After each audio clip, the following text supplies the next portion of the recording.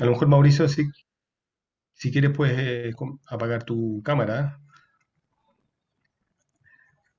A lo mejor eso Ya. también favorece a veces. Disculpen a los presentes, pero estoy con problemas de inestabilidad. Parece ahí mi conexión a internet inestable.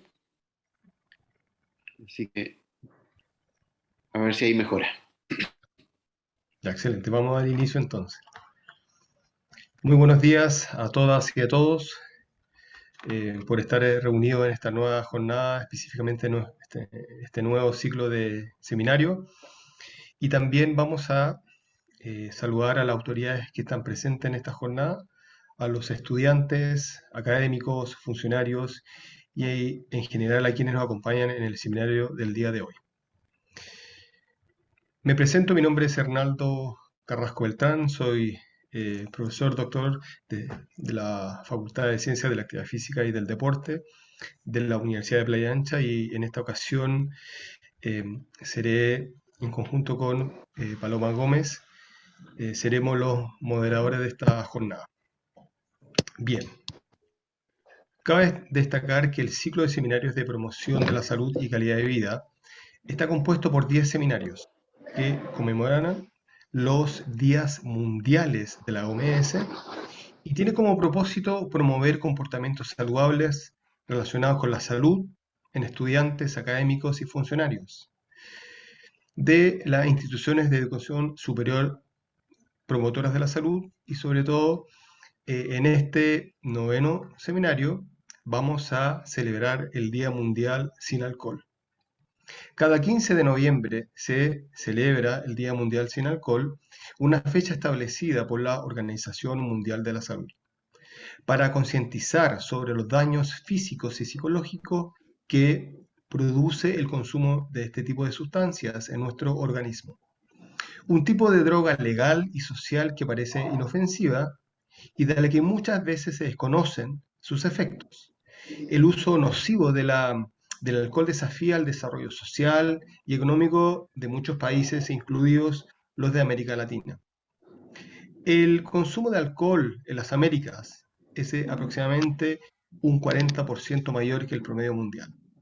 En general, la población en las Américas consume alcohol en un patrón que es peligroso para la salud. Por ello, en este noveno seminario contará con la participación del doctor Mauricio Valenzuela Harrington, académico de la Facultad de Ciencias Naturales y Exactas, quien abordará el tema el alcohol, la droga más consumida. Representando a la Seremi de Salud, nos acompañará el psicólogo Óscar Hernández Vergara, quien se desempeña en el área de salud mental y reparación del Servicio de Salud de Valparaíso, con el tema En compañía del alcohol. Por último, este ciclo de seminarios es organizado por el equipo gestor de promoción de la salud y calidad de vida de nuestra universidad con la colaboración de la Seremi de Salud de Valparaíso. Estará moderado además por Paloma Gómez Camblor y Hernaldo Carrasco Beltrán, integrantes del equipo gestor y académicos de la Facultad de Ciencias de la Actividad Física y del Deporte, quienes estarán a cargo de organizar y dirigir las consultas que surjan de los asistentes. Bien, vamos a dar inicio a este seminario con la presentación del primer expositor, doctor Mauricio Valenzuela Harrington, profesor de Biología y Ciencias de la Universidad de Playa Ancha y doctor en Neurociencias y Biología del Comportamiento en las Universidades Pablo de Olavide y Instituto Cajal de Madrid, España. Además, es académico de la Facultad de Ciencias Naturales y Exactas de la Universidad Nacional Andrés Bello, coordinador y docente de la carrera de Pedagogía en Biología y Ciencias de la Universidad de Playa Ancha e imparte docencia en varias carreras del área de la salud y educación en ambas instituciones, quien el día de hoy abordará el tema el alcohol, la droga más consumida. Adelante, Mauricio. Muchas gracias por la presentación, Hernaldo. Muchas gracias, Paloma, también por la invitación a participar. a este ciclo de seminarios. Les pido las disculpas de no poder presentarme en cámara de momento porque tengo hartos problemas de conexión y estoy ahí viendo que ojalá no se caiga la conectividad. Les comparto pantalla.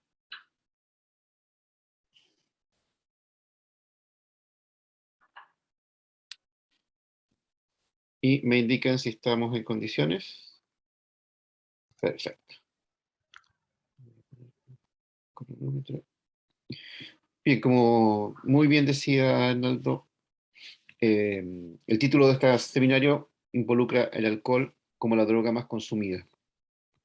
Para eso, como tabla de contenido, vamos a abordar 4 aspectos fundamentales. Un poquito para homologar conocimientos, voy a hablar de algunas cosas, generalidades sobre el sistema nervioso. Particularmente me voy a centrar en los mecanismos de aprendizaje, pensando que gran parte del público asistente son estudiantes universitarios y académicos. Y por otro lado, hablaremos de algunos conceptos centrales en el tema de las drogadicciones para ver finalmente los efectos que tiene el alcohol. Entonces, como aspectos generales, mostrarles este cuadro de Svensson que nos muestra el ambiente y nuestro cuerpo. Nuestro cuerpo está integrado entonces por una serie de sistemas, todos los cuales están entonces interrelacionados directamente con nuestro sistema nervioso. El sistema nervioso es el único sistema que nos pone en contacto con el medio externo e interno, afectando entonces las capacidades respiratorias, circulatorias, digestivas, renales, todos los demás órganos de nuestro cuerpo están de una manera más directa o indirecta controlados por nuestro sistema nervioso. Entonces, este sistema nervioso, fíjense ustedes, tiene entradas sensoriales, tiene áreas que están procesando información cognitiva y tiene salidas de la parte motora, que es la que finalmente nosotros vamos a visualizar en el individuo. Pero además hay estructuras que le determinan el estado del sistema y que, como ustedes pueden ver en el esquema, está influenciando cada una de estas áreas finales. Entonces, cuando nosotros interactuamos con el ambiente, este ambiente ingresa la información, la procesamos sensorialmente, la incorporamos en procesos cognitivos y generamos ahora una salida, que es conductual, salida que, fíjense, también influencia sobre nuestras características vitales y que visualizamos. Si lo vemos en un contexto general, en este momento ustedes me están escuchando, están recibiendo información sensitiva, están procesando cognitivamente algunas ideas que yo estoy planteando y probablemente más de alguien estará activando de manera voluntaria la parte motora y estará haciendo entonces el movimiento de escribir. Y podríamos visualizarlo si la persona lo hace. Entonces, el sistema nervioso actúa, y fíjense que esto es interesante, de una manera con entradas y salidas, pero también de una manera interna que desconocemos cómo funciona. Sabemos que existe, sabemos que está interactuando, pero no podremos determinar exactamente cómo lo hace. Por eso cada sistema nervioso responde de manera diferenciada. Entonces, esta es la estructura básica del sistema. Es una entidad con capacidades de cambio y de modificaciones internas y que finalmente nos manifiesta siempre la salida como un comportamiento conductual, que en el caso humano lo vemos como la conducta oral, gestual o escrita, que es la forma que nosotros tenemos de manifestar. Miren acá un esquema ahora que nos muestra distintos cerebros en distintas especies. Ahí tienen el peso relativo y la M es en millones de neuronas. Y a medida que vamos avanzando en la escala evolutiva, llegamos a los macacos, los monos capuchinos, llegamos finalmente al cerebro humano. Y este cerebro humano entonces tiene 1,5 kilos aproximadamente de peso y 86.000 millones de neuronas. Entonces es una estructura que ha ido creciendo a lo largo de la evolución y ha ido creciendo en complejidad y también en tamaño. Si comparamos en el caso del humano versus estas tres especies, fíjense, la A corresponde a la parte auditiva, la S a la parte somatosensorial y la B a la parte visual. Las 3 principales vías de entrada que utilizamos. Observamos que en el caso de la ardilla, lo más importante para ellos es la parte visual, ¿ya? Para identificar dónde están está el alimento que tiene que comer. En el caso del ornitorrinco, muy poco visual, muy poco auditivo y mucho somatosensorial, pasa, digamos, en contacto con el piso. Y en el caso de los murciélagos, mucho la parte auditiva porque utilizan ecolocalización y menor visual y somatosensorial. Entonces, esto es el tamaño relativo respecto al cerebro, o sea, ocupan gran parte del cerebro. Miren en el caso humano. En el caso humano tenemos muy poca información auditiva, un área pequeñita también visual, y también una poco más extensa la parte somatosensorial. Lo cual significa entonces que tenemos muchas otras áreas de nuestro cerebro que están dedicadas a funciones cognitivas complejas, funciones cerebrales superiores, que van a implicar entonces que se van a producir clústeres de comunicaciones, van a ir creciendo redes que van a establecer comunicaciones entre estas áreas, recibiendo poca información en general del medio externo. Estamos extrayendo una cantidad mínima de información y todo lo demás es fruto de la creación de estas áreas cerebrales superiores. Para eso utilizamos neuronas. Y aquí una célula muy bonita de contención de Golgi, que nos muestra el cuerpo de la neurona, una gran prolongación, que quizás muchos pensarán que es el axón, pero no. Esta es la dendrita apical, que presenta esta serie de espinitas. Y estas neuronas entonces tienen la capacidad de generar actividad eléctrica. Entonces, a lo largo de la evolución, si yo les muestro la neurona de una ratita y les muestro la neurona del humano, no distinguen ustedes morfológicamente diferencias. Y tampoco las hay del punto de vista funcional. Por eso los modelos animales sirven para entender el procesamiento cerebral humano. Pero fíjense acá, si yo tomo una neurona, que es una célula altamente especializada y con una actividad eléctrica intrínseca, fíjense que aquí está una pequeña onda, presenta en su morfología zonas de entrada, que son las dendritas, donde están recibiendo información, la región del soma, encargada entonces de la integración de esta información, y posteriormente, una vez que la integre, la monta sobre esta actividad intrínseca. Y bajo eso entonces genera una frecuencia de descarga que sale a través de la salida sináptica para conectarse con otra célula. Entonces, entradas, procesamiento, salida. ¿De qué? De potenciales de acción. Y esos potenciales de acción, entonces cada célula genera en frecuencias distintas. Y eso es lo que llamamos el código neuronal. Esta serie de potenciales de acción que responden en el fondo a los estímulos que esa neurona está procesando. Entonces, en este momento ustedes están escuchando mi voz, están viendo una imagen y su cerebro está generando un código a partir de lo que escucha y de lo que ve. Y eso, entonces, forma parte de los circuitos y de las conectividades que establecen estas neuronas en los clústeres que yo les mencionaba anteriormente. La comunicación entre las células, entonces, es la sinapsis. Una neurona se comunica con otra a partir de una estructura que se especializa, que es el botón sináptico, y toma contacto con otra neurona que también sufre una especialización, en este caso una espina dendrítica del tipo 1. Para que funcionen estas sinapsis requieren de un tipo de proteína especial, que hablamos de receptores de tipo metabotrópico y receptores de tipo ionotrópico. Los ionotrópicos, la primera parte del nombre lo dice, que son iones, o sea, forman canales y permean hacia el interior o hacia afuera iones, que son moléculas con carga eléctrica. En cambio, los receptores metabotrópicos, que presentan 7 sitios transmembrana, no tienen la formación de canales, pero sí están asociados a una proteína G. Y acá tenemos algunos ejemplos, y nos vamos a centrar fundamentalmente en el caso del glutamato, en el receptor NMDA, y en el caso del GABA, para el GABA A. Entonces, tanto NMDA como GABA A son de tipo ionotrópicos, ¿ya? Que son los dos que vamos a ver relacionados particularmente con el alcohol. Pero fíjense además que tenemos una amplia gama de receptores, ¿ya? De los dos tipos. Eso le da riqueza y complejidad al funcionamiento del sistema nervioso. Básicamente, estos receptores funcionan en base a lo que llamamos una teoría ligando-receptor. ¿Qué nos dice esa teoría ligando-receptor?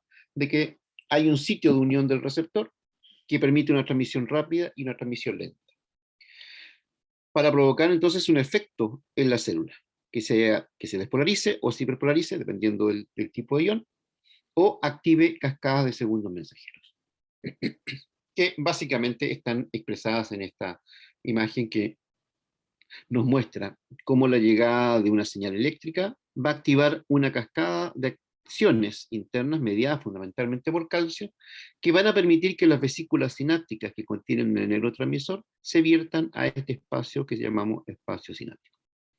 Y ahí va a interactuar con un receptor canal, acá está, permitiendo inmediatamente la conductancia del ion, y por otro lado, la activación de una cascada de segundo mensajero. Ese mecanismo tan sencillo que yo les acabo de esquematizar es la base de un mecanismo más complejo que se llama potenciación de largo plazo. La potenciación de largo plazo es actualmente el mecanismo más aceptado para entender cómo ocurre el aprendizaje, y que está mediado, fíjense, por receptores NMDA, que habíamos mencionado anteriormente, donde la llegada de estímulos activan inicialmente receptores AMPA, que son más pequeñitos, y posteriormente activan receptores NMDA. ¿Eso de qué depende? De la frecuencia de estimulación. Si yo estimulo más tiempo, mantengo más activo el receptor AMPA, porque el NMDA, al ser un canal muy grande, está en condiciones basales bloqueado por magnesio. Entonces, este canal no es funcional en condiciones de baja liberación de neurotransmisor. Este es chiquitito, por lo tanto sí, se puede activar rápidamente. De modo que yo activo el canal AMPA, despolarizo, saco el magnesio, ingresa calcio. Y acá, activación de una proteína muy importante, que es la calmodulina, que forma este complejo CAMK2, y que activa a una enzima llamada óxido nítrico sintetasa, que toma el aminoácido arginina y lo transforma en citrulina, produciendo un gas que es el óxido nítrico, y este óxido nítrico va del post al presináptico, generando entonces ahora una respuesta en esta célula eh, y potenciando la conectividad, haciendo entonces ahora que la conectividad entre las células sea muchísimo más rápida. La estructura en la cual ocurre o se describió esto se conoce como el hipocampo. Este es el hipocampo de un roedor, y aquí les muestro el hipocampo en humanos. Entonces, es una estructura importante para los procesos de aprendizaje, porque permiten entonces pasar de un estado basal, como se ve aquí. Esta es parte de una fotografía de mi tesis doctoral, donde yo hacía este tipo de experimentos in vivo en modelos animales, y podíamos entonces aplicar pequeños estímulos y generar una respuesta que duraba, fíjense en el caso acá, nosotros estamos aplicando una estimulación tetánica de 250 Hz en 200 milisegundos, muy breve, y posteriormente fíjense la respuesta que da. Se incrementa el EPCP. Entonces, estas células pasan 2, 3, 4 horas y sigue potenciada. Entonces, ese es un elemento clave en el proceso de aprendizaje. Los estímulos, cuando son breves e intensos, potencian la conexión sináptica y mejoran la capacidad de respuesta de la célula. La célula comete menos errores y por lo tanto se afianza la conexión entre una célula y otra. Entonces, como resumen de esta primera etapa, tenemos un sistema nervioso que tiene entradas y salidas, que ha ido evolucionando a través del tiempo, que tiene como elemento básico la neurona, y las neuronas se conectan a través de la sinapsis.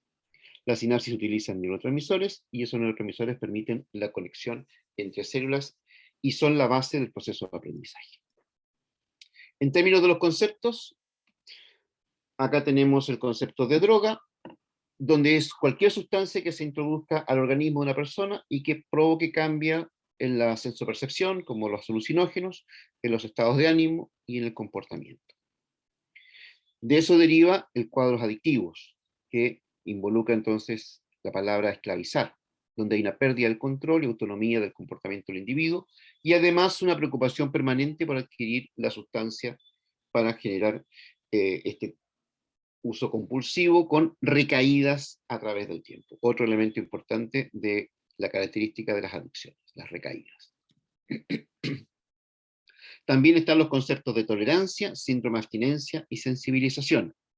En la tolerancia está cuando el uso prolongado de una sustancia ya no provoca el mismo efecto. Entonces es necesario que para provocar las mismas sensaciones, generalmente de placer, yo necesite incrementar las dosis. Cuando corto con la administración de la sustancia, se produce el síntoma de abstinencia. Y ese es un fenómeno agudo, y que generalmente entonces provoca un cuadro con distintas sintomatologías, dependiendo de la sustancia, y que son aversivos, ¿ya? Que provocan una reacción del cuerpo, digamos, de mucho desagrado. Y por último, está otro mecanismo que es la sensibilización, que es cuando el aumento de los efectos de una droga pueden entonces sensibilizarse frente a un determinado neurotransmisor, y eso se da, por ejemplo, en los alcohólicos inveterados, los que consumen por mucho tiempo, donde una dosis mucho más pequeña provoca efectos muy acrecentados. Para eso entonces tenemos factores de riesgo que están dados por el medio ambiente, como los que ustedes pueden ver acá, que pueden estar por la base genética y biológica del individuo, que están dados por la sustancia que influencia en ambos, en términos de la ruta de administración. No es lo mismo una sustancia que se inhale a que se ingiera por el sistema digestivo o se inyecte. El uso temprano también afecta, mientras más temprano, más deleterios van a ser sus efectos.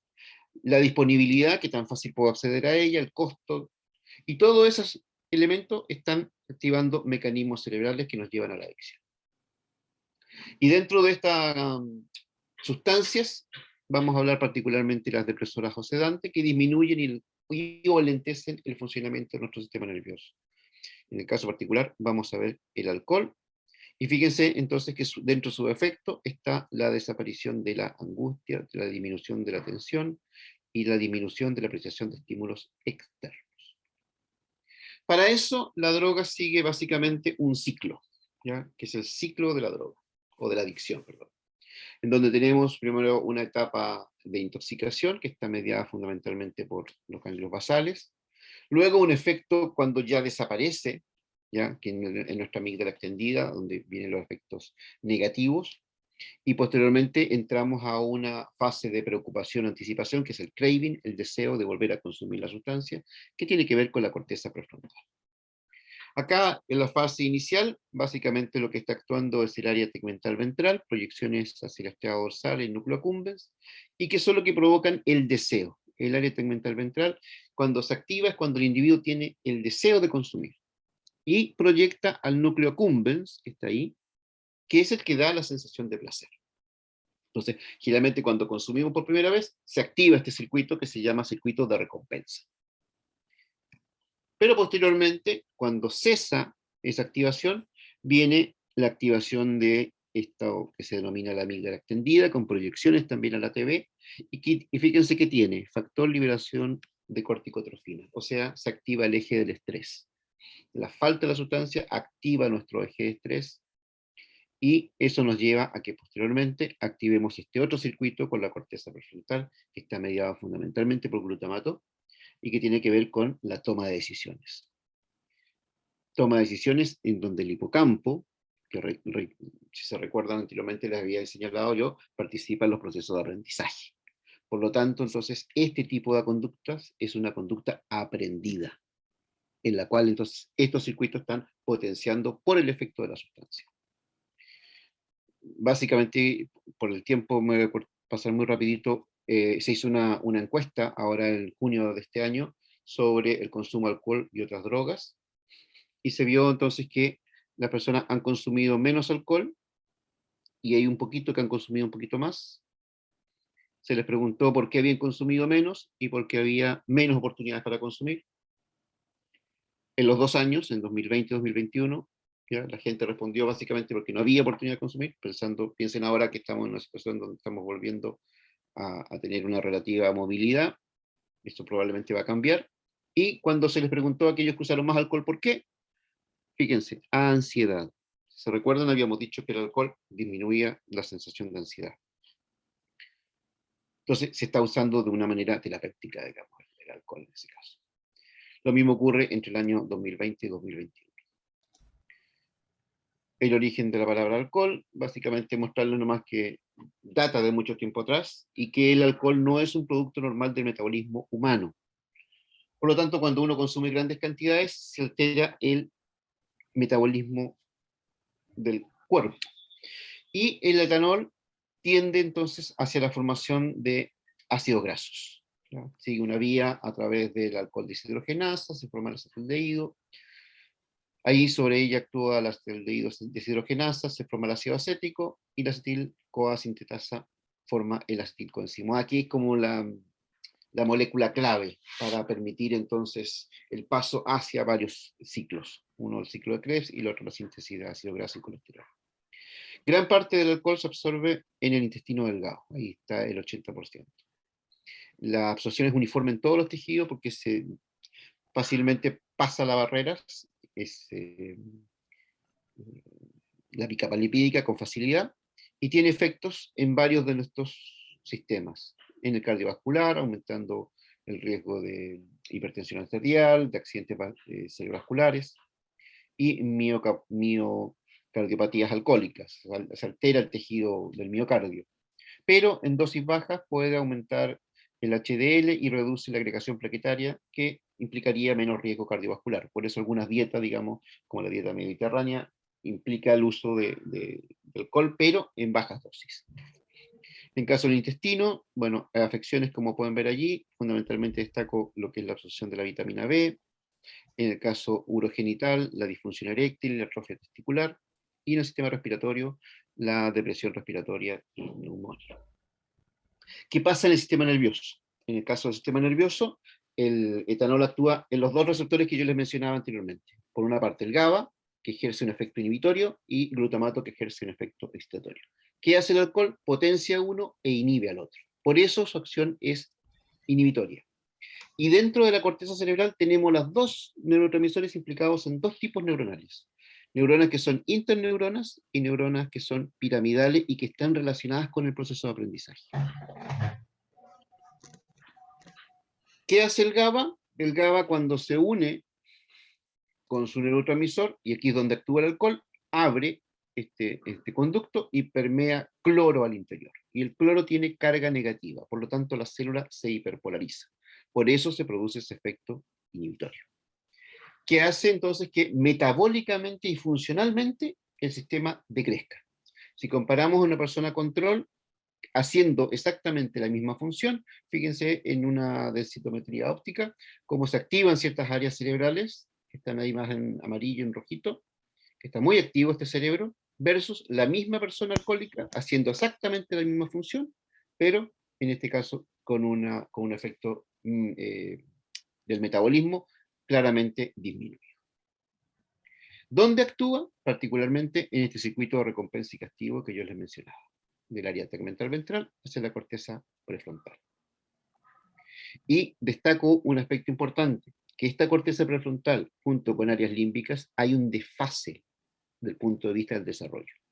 Por eso entonces, esta área, la corteza prefrontal, que tiene que ver con la toma de decisiones, con los juicios valóricos, se desarrolla a partir más o menos de los 25 años. De ahí entonces que muchas de las acciones que hace el Senda están destinadas a aspectos preventivos. ¿Y por qué? Porque los chicos, por buscar entonces este tipo de sensaciones que son placenteras, lo empiezan a hacer, a consumir mucho más antes. ¿Por qué? Porque son fundamentalmente emocionales. Y después se toman, digamos, en razón las consecuencias que eso puede provocar. Es mucho más fácil que a una persona le cueste más terminar una carrera universitaria, porque la recompensa viene al final, a que deje de consumir una sustancia adictiva, porque la recompensa es inmediata. Y ahí lo que yo les señalaba de la corteza prefrontal. Fíjense las funciones ejecutivas del hacer. Tiene que ver con la memoria de trabajo, con la planificación, con la flexibilidad cognitiva, con la capacidad de monitorizar el tiempo, o sea, calcular cuánto me voy a demorar en una acción, y, fíjense, inhibición de conductas. Entonces es una corteza extremadamente importante para el desarrollo de cualquier individuo. Cuando hay abstinencia de alcohol, se invierte todo lo anterior. Fíjense, antes dijimos que aumentaba la actividad del GABA. Bueno, cuando la persona lo hace de manera crónica, el efecto son inversos. Disminuye la acción de GABA, disminuye la acción dopaminérgica y se incrementa la acción de glutamato. Y eso aumenta mucho la entrada de calcio a la célula y eso provoca citotoxicidad y muerte celular. En las personas con abstinencia, entonces, tenemos la primera parte, son leves. ¿Ya? El 90% de las personas cuando dejan de consumir alcohol, y ahí vienen cuando uno dice el hachazo, eso duran un par de horas. pero después pasa al leve, donde empiezan a aparecer otro tipo de sintomatología: irritabilidad, ansiedad, temblor fino distal, fundamentalmente las extremidades, debilidad muscular, perdón, hipertensión, etcétera, etcétera. Se suman a ellos, cuando es el moderado, con síntomas como las náuseas, los vómitos, las diarreas, alteración psicomotora, y ya cuando es el severo, agregamos convulsiones y síntomas psicóticos como el delirium tremens. Si una madre consume alcohol durante el embarazo, el efecto ahora del alcohol recae en el niño porque pasa por la placenta, ¿ya? Fácilmente. Y le provoca entonces menos surcos cerebrales, una cabeza más pequeña. Fíjense cómo hay espacios. Aquí está un cerebro de la misma edad. Y aquí pueden ustedes observar claramente cómo hay un deterioro cortical severo, lo que lleva claramente a un retraso mental. Por lo tanto, dentro de ese circuito es donde está actuando el alcohol. Y como me dijeron 20 minutos, y lamento haberme pasado un poquito en el tiempo, en esos 5 minutitos, agradecerles por escucharme, y la flechita está mostrando la Facultad de Ciencias Naturales y Exactas.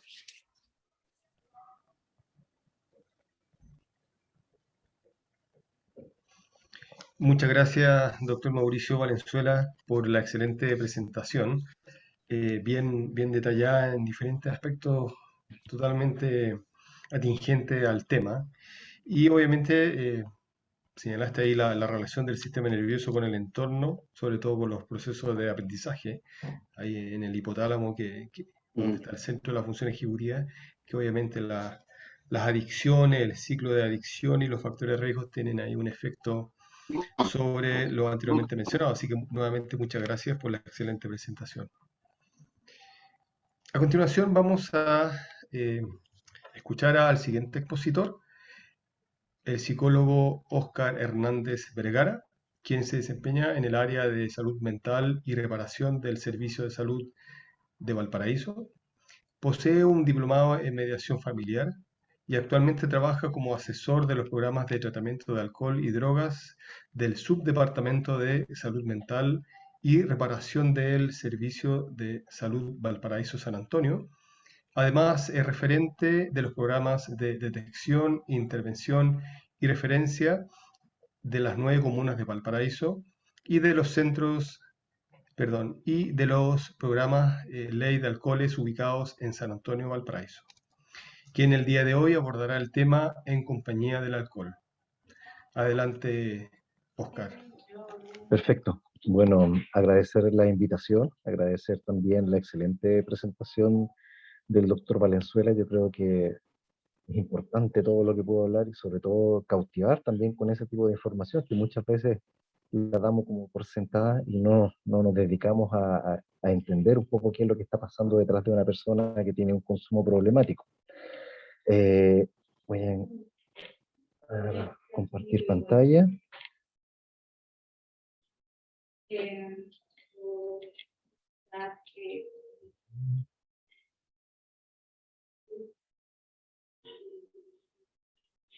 Perfecto. Ahí se está compartiendo, ¿no? ¿La ven ustedes? Ya, yo no los voy a ver, pero cualquier cosa los voy a estar escuchando, así que me van avisando nomás ustedes. Bueno, la idea de la presentación va a tener 3 partes. La primera es comentar un poco, voy a pasarlo rápido, que tiene que ver con lo más cuantitativo. Lo segundo es explicarles un poco también el daño en torno al consumo de sustancias, especialmente acá en Chile. Y lo tercero les voy a comentar acerca de los tamizajes también que se realizan y algunas preguntas en torno a estos tamizajes para que también eh, la audiencia o los que posteriormente van a ver esta presentación grabada pueden realizarse también esas preguntas y ver también cómo están en torno también al consumo, ¿ya? Recordar que nosotros acá en Chile igual estamos en una sociedad donde todo se pasa con el consumo de alcohol, ya sea los triunfos, a veces las penas, las decepciones. Entonces eso también va generando que posteriormente dentro de lo social o de lo psicológico se vayan generando también algunos cambios, y eso a su vez muchas veces no lo queremos ver, pero va trayendo consecuencias.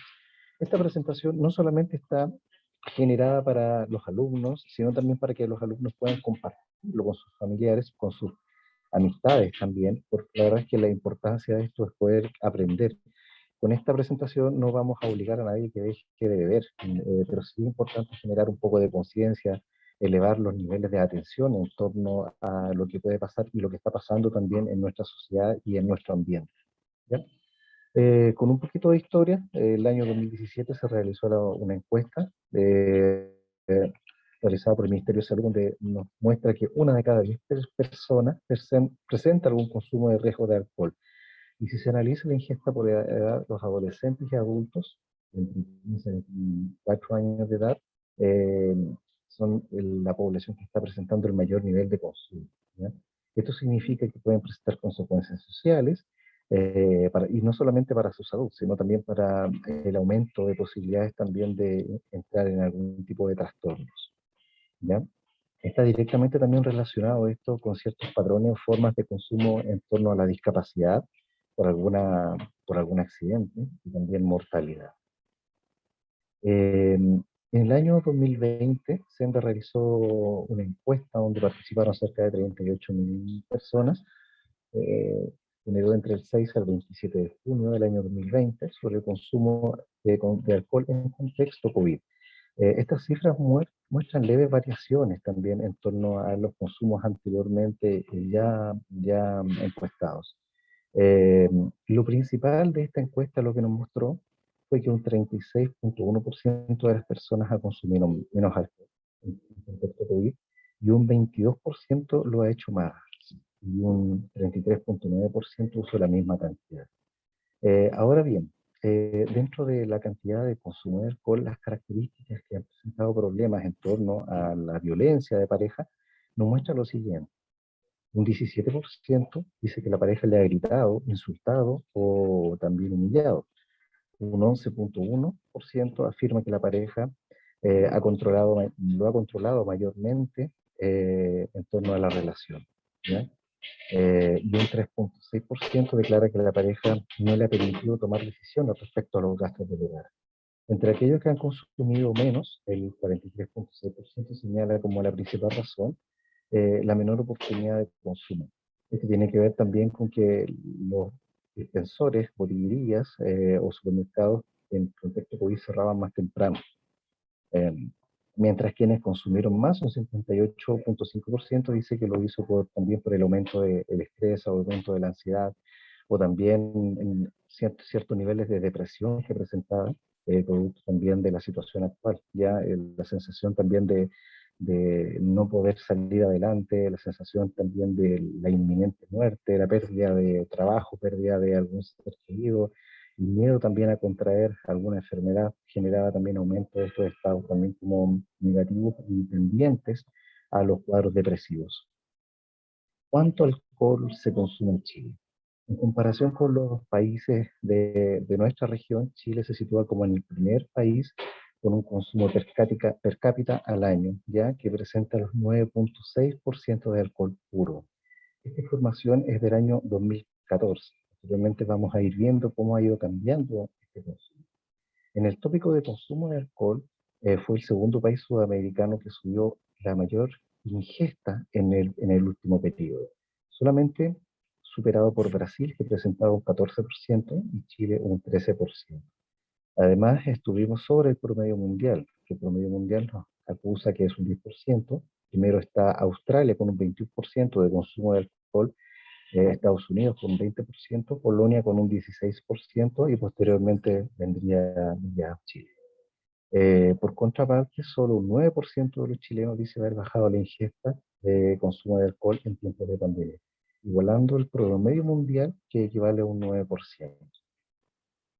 Esta es no sé si alcanzaron a ver este cuadro donde nos muestra la última encuesta, no la última, la penúltima encuesta del año 2018, donde estamos ubicados en el tercer lugar en torno a los litros de consumo de alcohol al año. Respecto a las patologías que también nos van a acompañar, por eso también esta la presentación la denominé como en compañía del alcohol. La verdad es que las personas que están en compañía del alcohol constantemente tienen una tendencia también a presentar algún tipo de patología o acentuar también la patología que muchas veces puede estar ahí de manera controlada. El alcohol está directamente relacionado con diversas enfermedades, ¿ya? Tanto físicas como psicológicas. Un elevado consumo de bebidas alcohólicas conlleva largas complicaciones como el aumento de la presión sanguínea, los triglicéridos en la sangre, inflamación del páncreas, daños cerebrales en el sistema nervioso, el hígado, ya específicamente la metabolización del alcohol. Además, cuenta de riesgo de padecer varios tipos de cánceres e incrementa el riesgo de depresión y también las agresiones a personas, ya sea a terceros o incluso las autoagresiones. ¿Ya? Por si fuera poco, el alcohol es alto en calorías, llamadas las calorías vacías, ya que no aportan nutrientes. Nos puede ocasionar serios problemas en torno también a la obesidad. El alcohol y la diabetes. Conociendo los problemas con el consumo de alcohol, puede provocar a nivel de la salud, específicamente en personas que tengan algún tipo de problemas también de alguno de los tipos de diabetes, tipo 1, tipo 2, es importante destacar que las personas que padecen alguna de estas patologías deben extremar la precaución y por ello estar muy atentos a los controles médicos y obviamente entender que esta situación del consumo les puede traer efectos secundarios que a lo mejor no se han percatado. Específicamente, las personas con diabetes que ingieren alcohol a corto plazo pueden sufrir una hipoglicemia hasta 24 horas después de haber consumido alcohol. ¿Ya? Hay que tener en cuenta que también existe el riesgo de sufrir una baja de la glucemia por la mañana si la persona ha consumido alcohol después de la cena el día anterior. La ingesta de alcohol entorpece también la percepción de la hipoglucemia. Cuando se producen, en algunos casos, los síntomas son muy parecidos también a la borrachera. Entonces, la persona queda en la duda si son efectos de la borrachera o son efectos también del cambio de los niveles de la glucosa. Alcohol y la hipertensión. El beber demasiado puede aumentar el riesgo de la presión arterial a niveles poco saludables. Consumir más de 3 bebidas de una sola vez puede elevar temporalmente la presión arterial. Pero consumir compulsivamente de manera reiterada puede provocar aumentos a largo plazo. Lo que, como mencionaba también el doctor Valenzuela anteriormente, puede generar también aumento en los accidentes, en el número de accidentes vasculares que también estamos presentando, especialmente en el último periodo a nivel nacional y también regional. Para entender y comprender el consumo de alcohol, la verdad es que podemos también ir midiendo esta situación. El consumo de alcohol se refiere a 4 o más bebidas dentro de un periodo de 2 horas para mujeres y 5 o más bebidas dentro de un periodo de 2 horas para los hombres. Vamos a hablar cuánto es también un trago, porque esto también comienza a medirse, ¿ya? Y en la imagen que posteriormente vamos a ir revisando. El consumo de alcohol puede al principio aparentar y aparecer como que mejora el estado de ánimo, pero a lo largo genera aumento los síntomas de la depresión, de los estados de ansiedad. Los efectos secundarios pueden empeorar y también específicamente si hay personas que pueden mezclar el alcohol con algún tipo de fármaco, ¿ya? El efecto nocivo, y la verdad es que genera bastantes problemas también en la salud mental, personas que mezclan alcohol con algunos depresores o con benzodiazepinas, lo cual genera también efectos tremendos también de riesgo, de pérdida también de la voluntad, el blackout, apagón de la tele, y muchas veces también estados de violencia y exacerbación de los estados también de violencia en torno a las personas específicamente cercanas que están cuando se provoca este consumo. En Valparaíso, específicamente, les voy a mencionar los programas de tratamiento que están funcionando actualmente. Tenemos programas de modalidad ambulatoria, como son los programas ambulatorios intensivos, programas ambulatorios básicos, programas ambulatorios específicos para mujeres y programas ambulatorios para adolescentes. Todos estos programas, la verdad es que en estos momentos están funcionando activamente de manera presencial en Valparaíso. Para tratamiento, para modalidad residencial, Valparaíso no tenemos, pero Viña del Mar cuenta con 2 centros de tratamiento residenciales, ¿ya? Para intervenciones también en APS, que son la atención primaria, o CEFAM, tenemos también donde las duplas psicosociales realizan también tamizajes, ¿ya? De tres tipos de instrumentos, donde se aplica el test audit, el test CRAFT y el test ASIS, con la intención también de poder mostrar al usuario o a la persona algún nivel de conciencia respecto también al consumo de sustancias. Tenemos también intervención de alcohólicos anónimos acá en Valparaíso, que funciona actualmente con 3 grupos.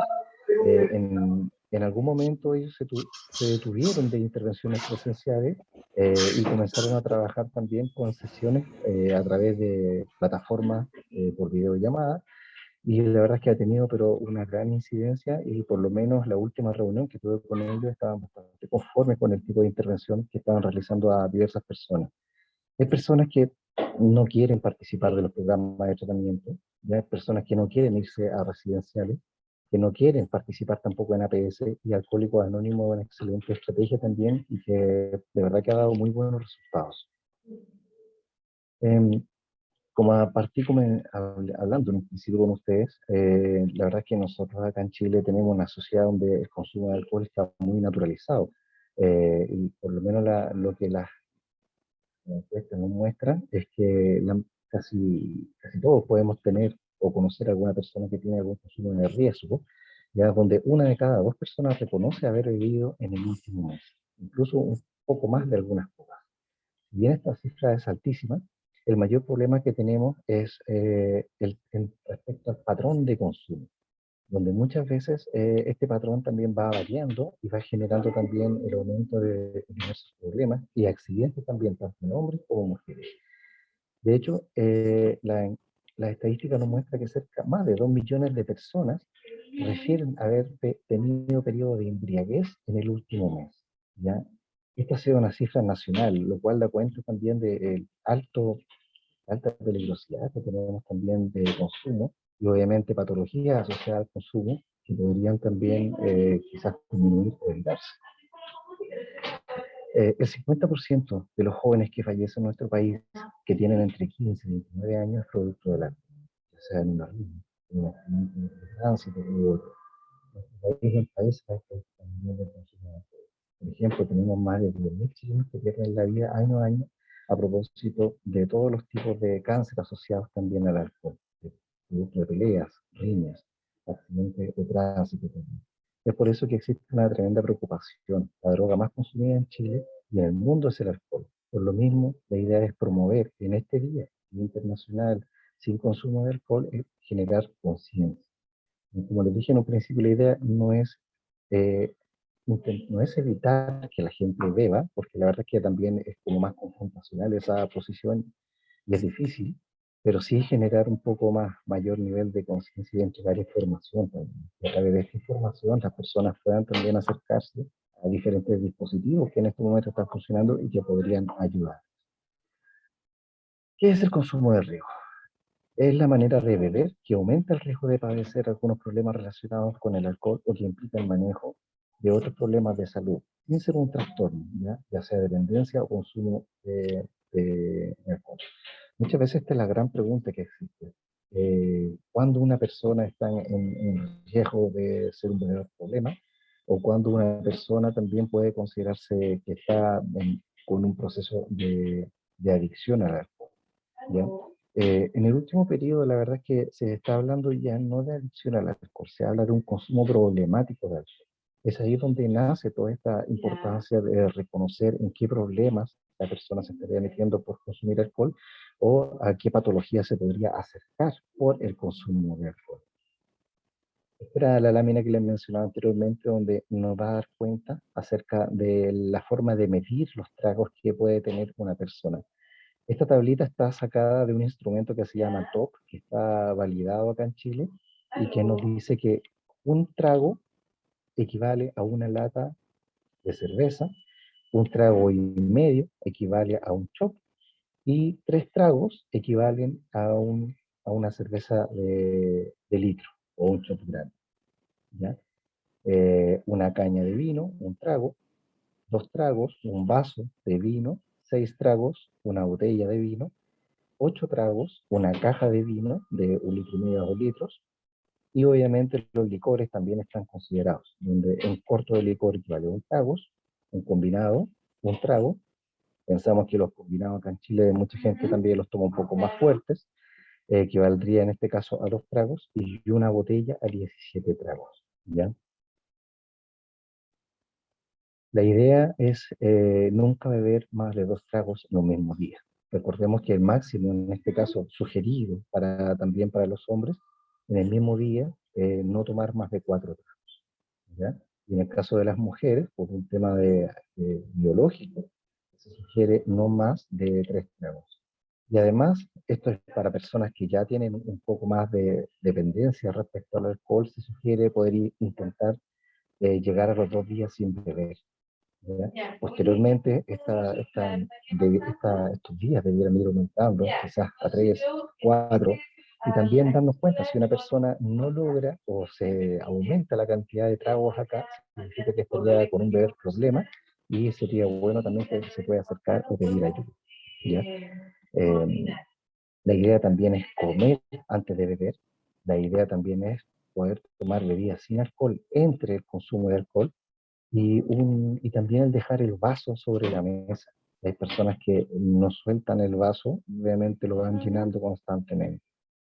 Consumo de riesgo se considera para una mujer embarazada, para todos los menores de edad. ¿Ya? Eso sí o sí se considera un consumo de riesgo. Y una sugerencia también respecto a todos los accidentes que hemos tenido: si va a consumir, va a conducir, no consuma alcohol. Y si va a consumir alcohol, no entregue la llave. Estos son algunos de los test que se están realizando en Chile en este momento para también determinar y evaluar un poco el nivel de consumo de las personas, ¿ya? Estos 3 primeros se realizan en todos los consultorios, ya sea el test Audit, el test CAR, que detecta alcohol y drogas en adolescentes, el test ASIS, alcohol y drogas en adolescentes, y el test TOP, que se ocupa mucho en los programas de tratamiento de alcohol y drogas. Y aquí también hay algunas muestras en torno también a las preocupaciones, qué tan preocupada está una persona que consume alcohol. Le voy a nombrar algunas. Si está muy preocupado de la resaca, conductas agresivas y violentas, accidentes y lesiones. Si está preocupado por la reducción en la actividad y la capacidad sexual, ya, o un envejecimiento prematuro. Si está preocupado por problemas digestivos, ya sean las úlceras, la inflamación del páncreas y aumento de la presión arterial. Y así van saliendo diferentes también conceptos para también generar o elevar el nivel de conciencia de las personas, ¿ya? Que van también, de hecho, a niveles de reconocer problemas económicos, laborales, judiciales, y problemas también a nivel relacional con la familia y obviamente con el entorno social. Estas son algunas preguntas del test Audit. ¿Con qué frecuencia en el último año no ha sido capaz de concretar lo que tenía planeado a consecuencia de la bebida? ¿Con qué frecuencia durante el último año se ha sentido culpable o arrepentido después de haber bebido? ¿Usted o alguna persona ha resultado lesionada como consecuencia de su consumo de alcohol? ¿Ha estado preocupado algún familiar o amigo cercano por su consumo de alcohol? ¿Le ha sugerido que reduzca el consumo? Y finalmente está la niñita que dice: en compañía del alcohol aumenta la probabilidad de enfermedades de salud mental, física, accidentes limitantes, episodios de violencia, delitos, etc. Muchas gracias y a cuidarse.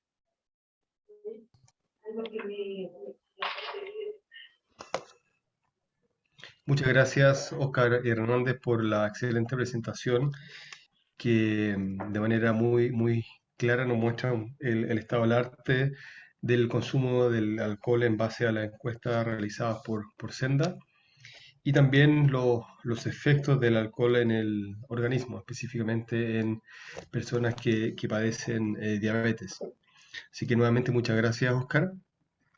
Y a continuación pasaremos a la sección interactiva, donde Paloma Gómez va a coordinar y va a dirigir las consultas, comentarios realizados a los expositores. Paloma. Bien, buen día, buenas tardes ya a todos. No hay preguntas en el chat, así es que vamos a simplemente reflexionar en torno a lo que hemos expuesto y y en el contexto universitario. Como bien decía Óscar, el consumo finalmente pasa por temas de voluntad y en ningún momento nosotros vamos a estar pretendiendo convencer a nadie de nada, sino que cobra mucha importancia, ¿no es cierto?, la educación y cómo podemos nosotros ir transmitiendo información que facilite la toma de conciencia. Entonces, en ese contexto, eh, invito a los expositores nomás a cerrar con una reflexión y con las ideas de cómo visualizan el que podamos nosotros seguir avanzando en esta toma de conciencia en una sociedad donde tenemos tan normalizado, como se decía, el consumo no solo de alcohol, sino que también de otras sustancias, entre otras cosas porque, bueno, la percepción de riesgo es baja y que está asociada el consumo a las actividades sociales, ¿no es cierto?, actividades importantes de la vida. Entonces, se relaciona, en este caso, el consumo de alcohol con muchas cosas que tienen que ver con la cultura, ¿no es cierto?, con cómo nosotros nos movemos como sociedad. Entonces, los invito a ver si podemos reflexionar un poquito más respecto a eso, cómo podemos nosotros entonces seguir implementando acciones más allá de este seminario, ¿no es cierto?, que impliquen seguir avanzando en el autocuidado y en la toma de conciencia en nuestros contextos universitarios. Mauricio, Óscar. Gracias, Paloma. Me tomo yo la palabra. Quería preguntarle a Óscar una cosa respecto de los datos. ¿De qué años son, Óscar? Hay datos del primer consenso del año 2016-2017, hay datos del 2020, ¿ya? Y el 2021 no lo incorporé. Ya. Son datos dramáticos, la verdad, que es muy impresionante. Son realmente preocupantes. Exacto. Muy preocupantes. Nada, yo desde mi parte, digamos, pues también felicitar a Óscar por su espectacular presentación. Debo confesar que te tomé algunos pantallazos, varios pantallazos, tu presentación me gustó mucho. También decir, digamos, de que el alcohol y muchas drogas se consumen desde mucho tiempo, desde que el hombre es hombre. Entonces el problema no es el uso, es el abuso. Y ese delgadito hilo entre que yo tengo el control y pierdo el control. Por eso hacía tanto hincapié en el adolescente, el muchacho joven que de repente cree que tiene el control sobre la sustancia. No, yo lo manejo, yo lo dejo cuando quiero, y neurológicamente estas estructuras son subcorticales y están influenciando sobre la toma de decisión. Entonces, por eso lo que dice Paloma para mí es importantísimo, en la educación, en el conocer, en el saber, en el valorar los riesgos. Yo creo que hay una labor fundamental. Y también dentro de lo social, yo diría el que generalmente se tiende a... nadie dice que cuando una persona está bebiendo es un alcohólico. Todos decimos es un curadito. Minimizamos, o sea, como que no es tan importante. Cuando lo que trasciende ahí es que, en el fondo, siempre digo, quien llega al alcohol no llega solo. Nadie llega solo a consumir. Siempre es por algo. Y está supliendo alguna carencia. Entonces es importante conocer cuáles son esas carencias que hacen que lleve a la persona al consumo de algún tipo de sustancia. Hay una pregunta, tenemos una pregunta ahí que yo creo que es para Óscar. Sí, apareció una pregunta, así que vamos a aprovechar de leerla. ¿Existe evidencia sobre el grado de correlación, si existe, entre altos niveles de consumo de alcohol en la población y conductas como la violencia intrafamiliar?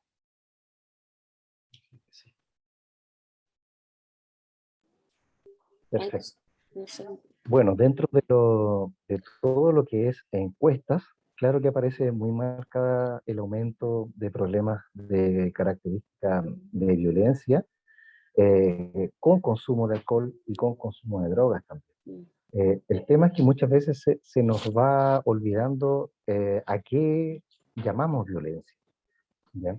Muchas veces estimamos que solamente violencia es un grito o algún tipo de golpe, pero también existe la violencia económica, donde muchas veces hay una persona que castiga a la familia tomando las decisiones y obviamente castigando en torno también a disminuir el ingreso respecto a la alimentación o respecto a la recreación versus el consumo de una persona en torno al aumento del alcohol.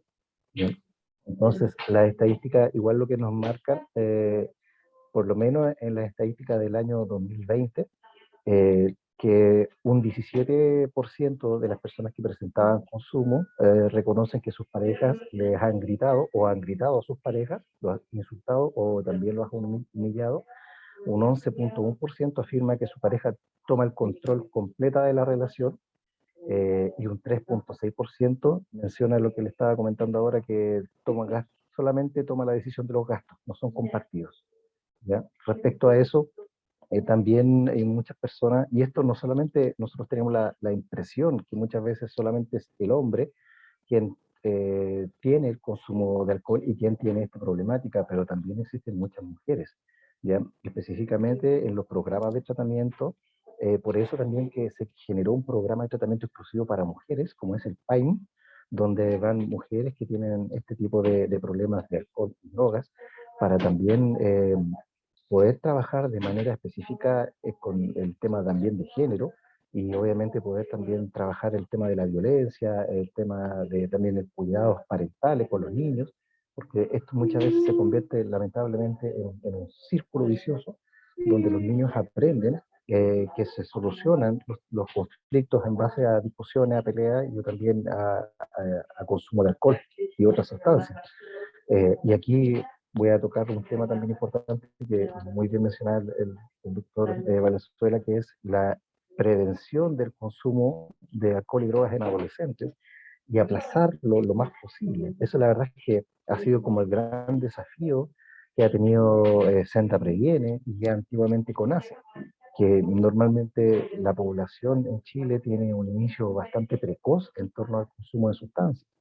Yo les comento que tuve la experiencia de trabajar en el complejo penitenciario de Valparaíso con los jóvenes con problemas también de alcohol y obviamente que estaban por algún delito, donde ellos mencionaban que su inicio de consumo de alcohol y drogas había sido alrededor de los 8 o 9 años. ¿Ya? Cuando nosotros socialmente entendemos que, no sé, gente que comienza a consumir a los 14, 15 años, pero esto, la verdad es que se nos olvidan también estos jóvenes que partieron mucho antes. Entonces, quizás esa conducta también sería una conducta de violencia en torno a la vulneración de los derechos también de los menores. Por eso es como bien amplio todo este espectro y que muchas veces lo invisibilizamos. Es importante poder también mostrarlo. A veces son cifras bastante dramáticas, pero también son cifras que nosotros podemos manejar. Algo falta a nivel social, que también estos jóvenes entran en consumo y no entran a lo mejor a algún club deportivo, no entran en algún tema de algún ejercicio de algún oficio, arte, ¿ya? Ustedes, por ejemplo, en la universidad yo sé que hay muchos talleres que también funcionan como para también poder incorporar una rutina, estilo saludable también en los jóvenes. Eso ayuda mucho, pero no todas las personas lamentablemente tienen ese acceso. Gracias, Oscar. Aquí se suma otro comentario. Bueno, aquí hay una persona que solicita si se puede compartir el test TOP. No sé si tú nos puedes compartir esos tests que mencionaste, Oscar, y hacerlos llegar a las personas interesadas. O también sería bueno que tú nos des algún otro dato, si estos se pueden acceder desde alguna página. Lo que pasa es que estos test, la idea es que puedan ser tomados en APS y desde ahí mismo poder también tener la entrevista. De hecho, los programas DIR, que es Detección, Intervención y Referencia, funcionan primero con un tamizaje y posteriormente, pegado con el tamizaje, viene una entrevista de los equipos de salud mental, donde esta entrevista puede ser también una entrevista en torno a lo motivacional, en torno a resolver dudas, o quizás si la persona tiene un riesgo de un consumo problemático, poder ser derivado también a algún programa de tratamiento. Yo les puedo compartir los test, pero también el test tiene que ser aplicado y tiene que tener una capacitación en torno a la aplicación. ¿Ya? Porque a lo mejor, claro, van a ver el test, lo marco y qué significa, para dónde voy ahora. ¿ya? Entonces, por eso es la idea. Y de hecho, a nivel regional, con esto ustedes, si las personas están inscritas en FONASA, son gratuitos, no tienen ningún costo. Perfecto, es un súper buen dato. Aquí hay otro comentario. En Chile, en los últimos 24 meses, ha aumentado mucho el consumo de alcohol en los universitarios por el elevado nivel de estrés y depresión. Pero quería preguntar si ha habido una ayuda real del Estado respecto a esta situación. Bueno, ya nos A ver, comentaban que hay varios desde lo programas. que yo les puedo, Claro. claro, desde yo lo que le puedo comentar desde la área de tratamiento es que nos encontramos también con esa limitante de que no ha aumentado el nivel de plazas para tratamientos y los programas actualmente se encuentran con lista de espera. Comentarles también que en Valparaíso, específicamente hasta el año pasado, existían programas de tratamiento por el Hospital del Salvador, donde tuve la oportunidad de trabajar con varias personas que venían también desde la UPLA, y la verdad es que tuvieron un súper buen efecto, especialmente en cursos de que ya estaban terminando sus carreras. Y la verdad es que ellos llegaban, porque también en algún momento se hizo algo parecido a esto, se hizo una exposición, y ellos decían, pucha, ¿a dónde voy? No tengo dónde ir. Y la verdad es que, si bien hay que esperar un poco para los tratamientos, y tampoco no es que hay que esperar 6 meses, 5 meses, no. Me refiero que el tiempo de ingreso a un tratamiento pueden ser 30 días, 45 días. ¿Ya? Y posteriormente la persona recibe apoyo psicológico, apoyo social, apoyo psiquiatra, si es necesario también apoyo farmacológico. Y por lo menos los casos que yo pude personalmente conocer y atender, terminaron su carrera sin problemas, y obviamente con la privacidad que le corresponde a cada uno de los usuarios. Perfecto, muchas gracias, Oscar. Bueno, cerrar nomás entonces con la reflexión, ya que no hay más consultas de la importancia, ¿no es cierto?, de la educación, del acceso a la cultura, del acceso al deporte, al ocio, cosas que, bueno, lamentablemente estamos teniendo varios problemas en nuestro país. Es bien preocupante ver que somos número uno, como Chile número uno como país en cosas negativas, como lo estamos haciendo en el tema del consumo, pero bueno. Lo importante es que estamos muchas personas, ¿no es cierto?, comprometidas para poder seguir avanzando en la prevención de estos temas. En la universidad, bueno, agradecerles a los expositores, a Mauricio, nuestro académico, y a Oscar, recordarles que la Universidad de Playa Ancha está trabajando de la mano con la Seremi de Salud y hemos ido abordando distintos temas este año que apuntan, ¿no es cierto?, a poder tomar conciencia y fomentar el autocuidado en nuestras comunidades. Así es que, sí, Benjamín, preguntas ahí en el chat, este seminario queda grabado, va a quedar a disposición de las personas en la página web de la UPLA, se va a publicar una noticia que también queda linkeado la grabación de este y de todos los otros seminarios, y también los podemos hacer llegar directamente a los correos si gustan. Así es que bueno, con eso reitero a reiterar, ¿no es cierto?, los agradecimientos a los expositores, a los presentes, y Hernaldo, te doy la palabra, que tú nos vas a dejar invitados al próximo seminario. Gracias, Paloma. Sí, reiterar nuevamente las gracias a las excelentes presentaciones de los dos expositores, doctor Mauricio Valenzuela Harrington y al psicólogo Oscar Hernández Vergara. Así que muchas gracias, y como ya bien comentó Paloma, van a estar disponibles en los próximos días en la página web. A lo mejor ahí si alcanza, yo estaba buscando el link de la página de la unidad de promoción de la salud y calidad de vida de la universidad, donde se van alojando las grabaciones. Y también, bueno, cerrar ya este seminario y dejar los invitados también para el lunes 6 de diciembre a las 11:30 horas, y ahí vamos a celebrar el Día Mundial de la Lucha contra el SIDA. Así que nos estamos encontrando en la última, el último seminario, ya que es un ciclo de 10 seminarios, así que ya estamos próximamente a culminar este programa de seminario. Así que muchas gracias también a los asistentes. Y bueno, Cualquier cosa, estaremos en contacto. Muchas gracias por la invitación. De nada, muchas gracias a ti. todos. Que Gracias, estén muy Valeria. bien, muchas gracias. Gracias, Mauricio. Gracias, profe. Un gusto, que Loma, estén bien. gracias. Chao, Arnaldo. Chao, Chao, chao. chao. Cuídense, un abrazo a todos. Bye. Gracias, chao.